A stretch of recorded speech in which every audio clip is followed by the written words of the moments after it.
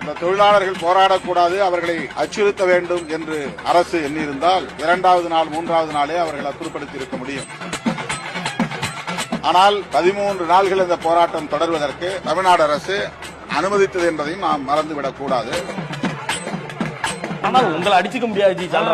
என்ன அடி சிங்கிறீங்களா? எனக்கு இன்னொரு போட்டியா போயிட்டு இருக்குங்க. இவன் 4 நாள் அன்னைக்கு தான் போட்டான். நானும் பொண்ணுமில்ல. தூய்மை பணியாளர்கள் அனைவரையும் அரசு பணி நிரந்தரம் செய்து அவர்களுக்கு பாதுகாப்பை உறுதிப்படுத்த வேண்டும் என்று நான் விடுதலை சிறுத்தைகள் கட்சி சார்பில் கேட்டுக் கொள்கிறேன்.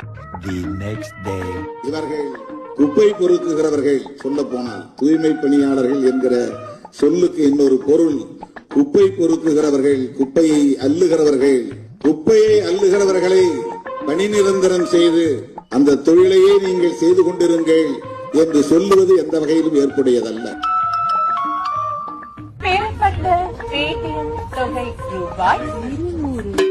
நல்லா இருக்க மாட்டான். டிக்டாக் பண்றோம். நல்லா இருக்க மாட்டான் தம்பி.